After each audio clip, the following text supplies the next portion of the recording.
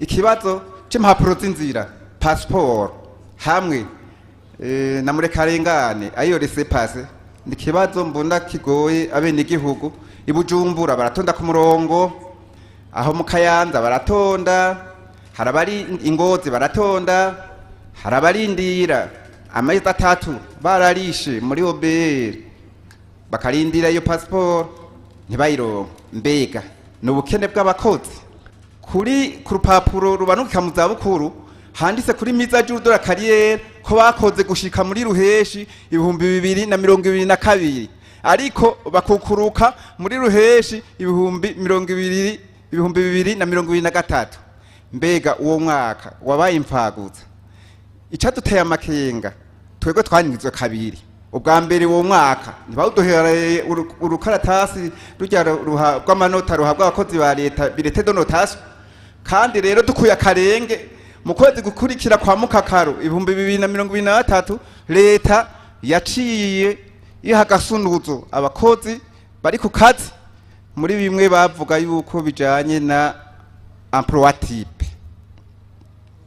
Ikindi kibazo gihanze abakukuruke bo muri bo kuri iryo genekerezo rya 30 Ruheshi 2023 harabari biteze ko bazokukuruka bakwije imyaka 35, ariko leta icirahinyanyura isubiza imyaka yo kukuruka ku myaka 60.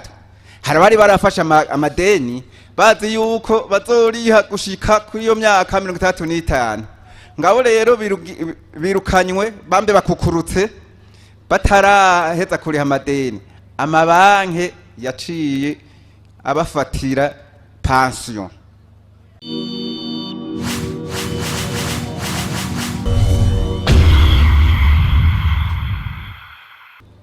Kugira babandikire ibyo byaba ingene bimeze hama bazobishikana. Ico kibazo nico ndiko ndavugira abantu bafise umubabaro mu abene gihugu nayo ku kibazo cajewe jenyene banyeretse nshobora kwitura. Ego reka bakwereke abahanuzi witura ubabwire idonido z'iryo rubanza rwanyu hama mubabwire nico musaba.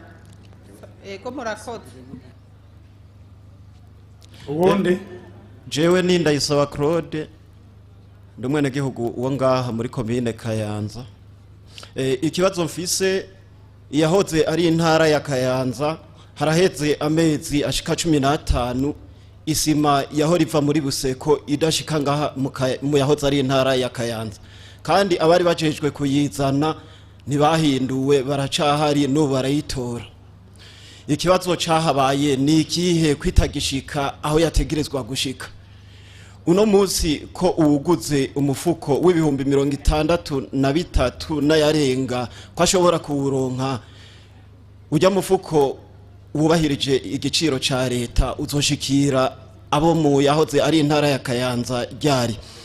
Mubajijende iki kibazo ndacerekeje ku muvugizi wo mu bushikiranganje mu byo bujejwe harimwo ubudandaje.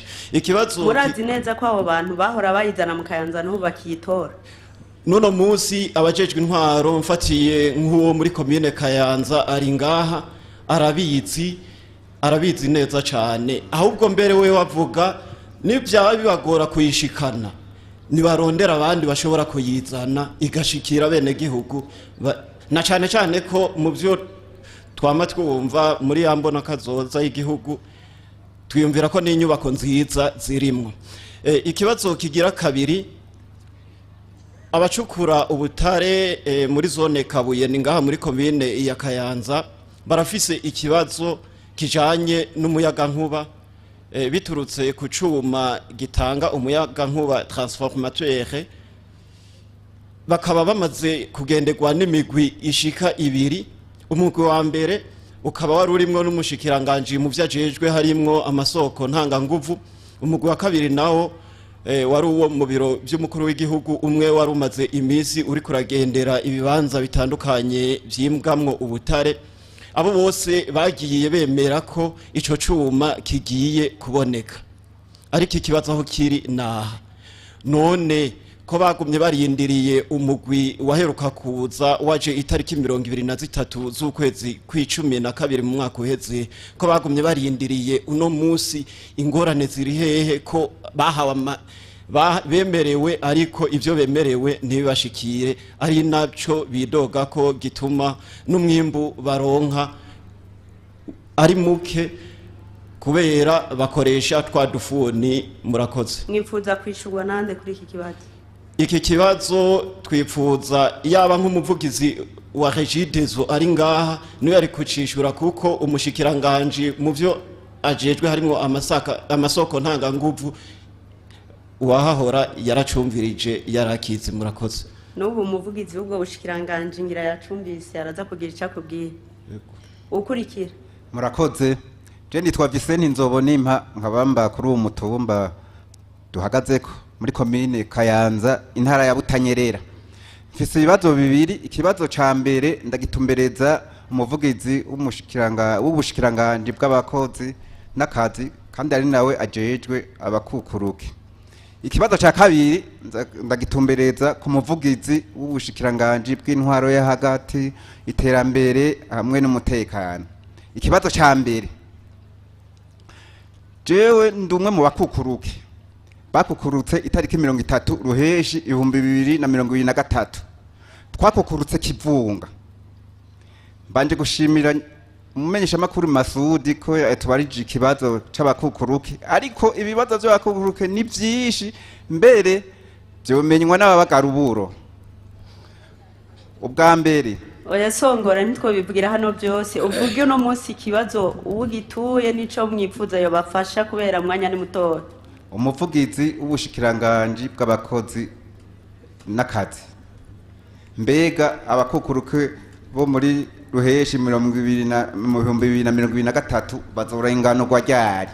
Kuko barenganijwe ahakurikira. Ubwa mbere, hariho abakukuruke bakukurutse bari kuba bashoboye kuba baronse prime de fidelite nko mu 2013 14, hanyuma habaye itegeko rijya bavuze ngo ni ordonnance conjointe kigereriza nare et prime et indemnité, bari gutegezwa kuba bayaronse, none bazoyaronka ryari?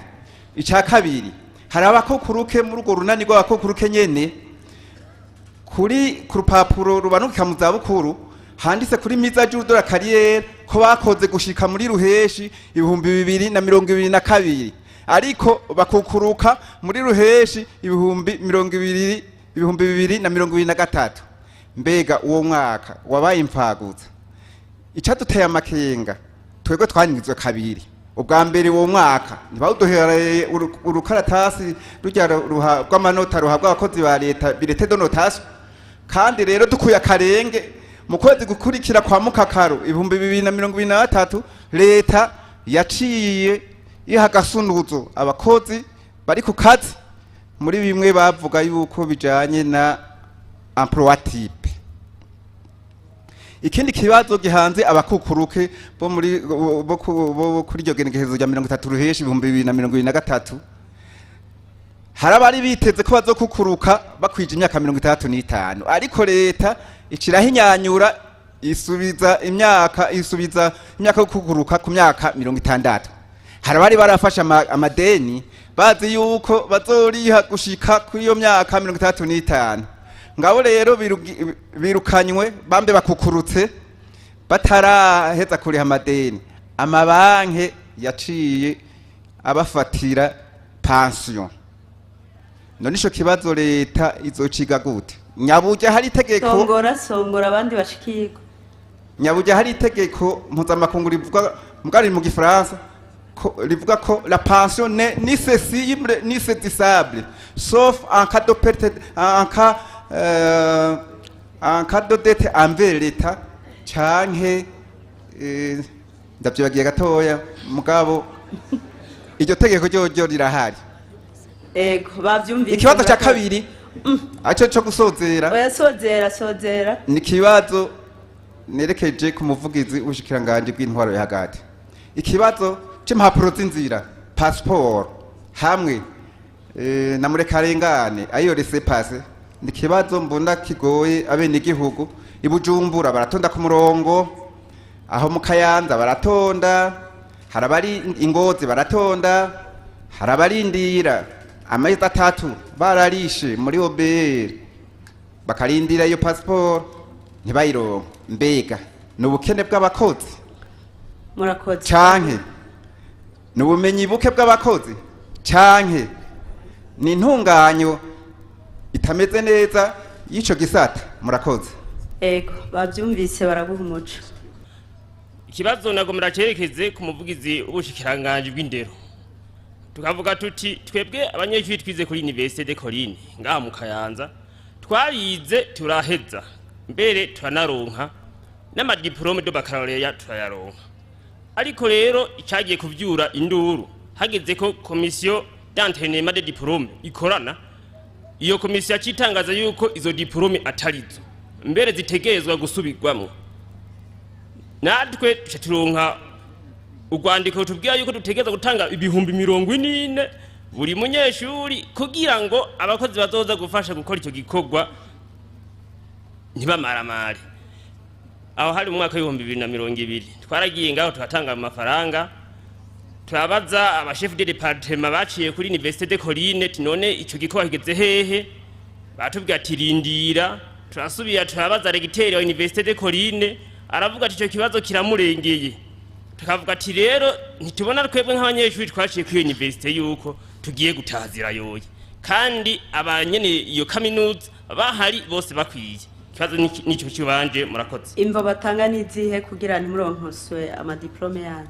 Twebwe imvo bariko baratanga no mwanya batubwira ati duhereye ku ba chef de département tubwira ati ntitukira abakozi ba university. Tugiye kuri regiteri atubwira ati jewe ico kibazo ntacyo noshobora.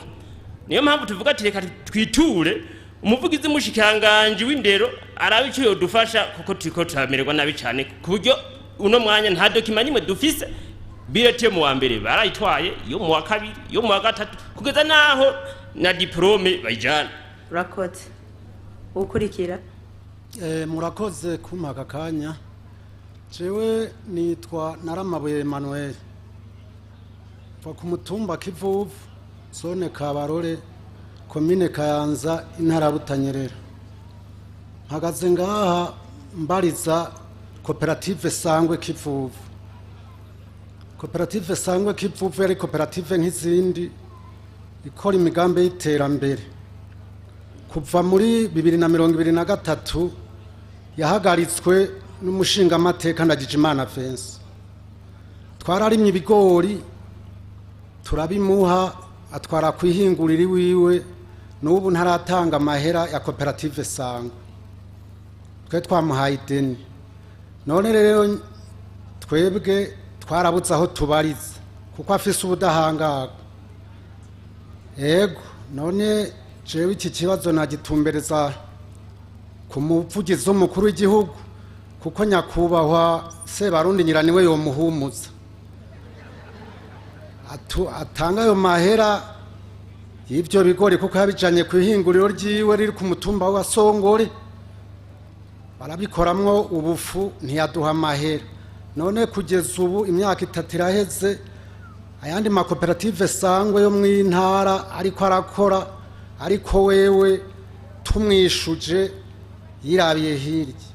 Abo tubana baje chef de zone antumbereza kuri mustanteri arambarira ngo genda wandike. Nari maze iminsi ngwaye. Amahera bafitiye yo wangana nka gute? Adufitiye miliyoni 15. Urakoze. Ikindi ca kabiri, jewe kuva anyima ayo mahera, kuko nari nsanzwe ntwara umutumba Kivuvu, kubera umuco nagiye gutanga mu biro by'umukuru w'igihugu afitanye amatate nabo basanzwe bakorana mu Butare, yagiye kwa ntoteze. N'ubu mpagaze ngaha ntumye nyakubahwa umuvugizi w'umukuru w'igihugu anshikirire Sebarundi anshungera umutekano, kuko n'ubu ndi kuvugira ngaha hari igihe mfatwa nkarara mu gasho. Ubona ukomeze nukuri, ndasabye umutekano mu gihugu, kuko hari benshi n'ubu ariko barahunga kubera we agenda abeshera atoteze uko yishakiye. Nyakubahwa Sebarundi rakwiriye gukemura ikibazo cy'uyu mugabo, mu bibazo cyane cyane abimba ubutare ariko arabakoroga kandi kuri uwo mutumba abimba ubutare yaragiye mu nama nshingamateka atemerewe gucukura ubutare ariko akomeza kuza atoteza abantu bamwe abafatisha afungisha abandi turara ntibuca n'ubu bamwe twiteguye kujya mu gasho tutazi icyo tuzira. murakoze tubasabe muce murabona babahanuzi b'umukuru w'igihugu mubaha akanimero kanyu iby'umutekano wanyu ngira bazobibabaza neza ibindi baraza kubishura. murakoze.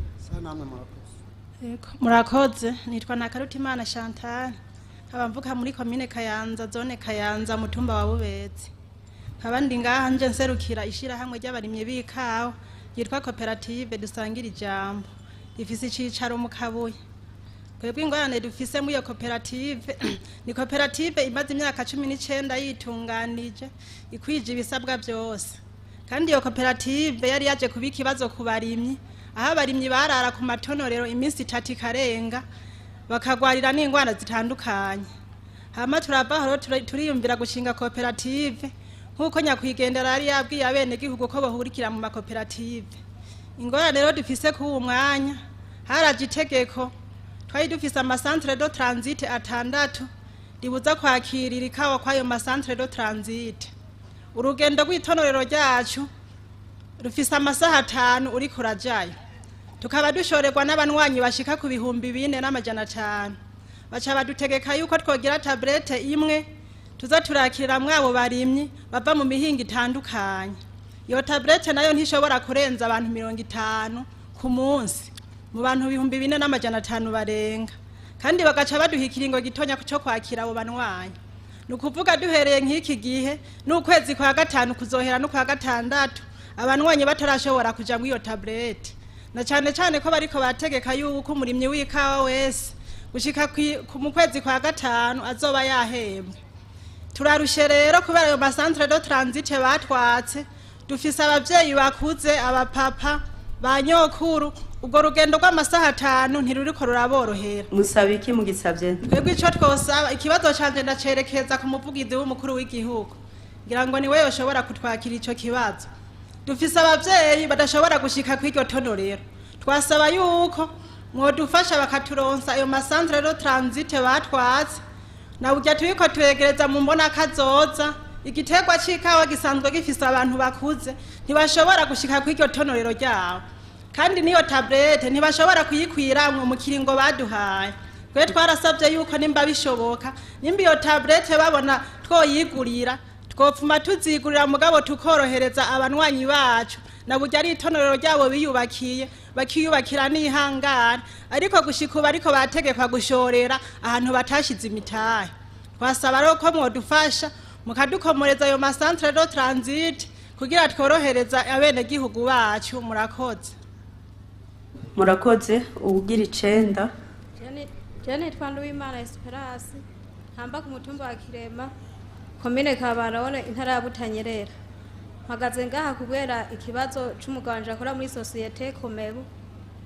Ikibazo ciwe kiramaze igihe kirekire jenda gitumbereza ku mushikiranganje w'ubutungane umuvugizi w'igipolisi n'uw'intwaro hagati mu gihugu n'umutekano wiwe kugira ube wokingirwa.